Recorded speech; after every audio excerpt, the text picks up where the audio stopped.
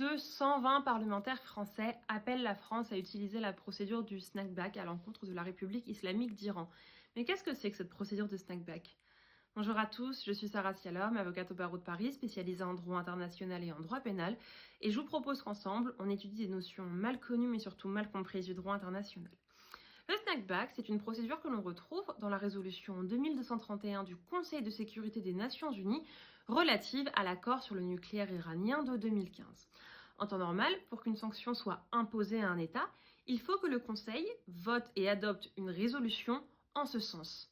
Mais n'oubliez pas, les États membres permanents de ce Conseil, comme la Chine ou la Russie par exemple, peuvent imposer leur veto, bloquant toute procédure d'adoption. Là, c'est la logique inverse. Si un État parti à l'accord sur le nucléaire iranien, comme la France par exemple, dénonce un manquement grave et sérieux de l'Iran à ses obligations, à compter de cette dénonciation, il s'ouvrira un délai de 30 jours durant lequel le Conseil peut adopter une résolution maintenant le principe de la levée des sanctions. Si le Conseil échoue à faire adopter une telle résolution, eh bien, automatiquement, nous retournons au régime des sanctions à l'encontre de l'Iran, comme cela était le cas avant 2015.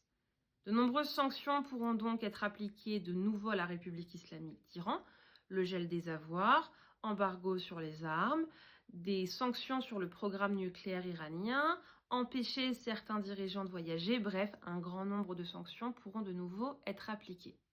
Mais attention, cette procédure de snapback n'est pas éternelle et à compter d'octobre 2025, il ne sera plus possible de l'utiliser. La France et ses alliés ont donc une opportunité historique, mais surtout extrêmement rare, de contourner le régime classique de sanctions des Nations Unies pour que le droit international puisse enfin être respecté face à un État, l'Iran, qui le viole ouvertement.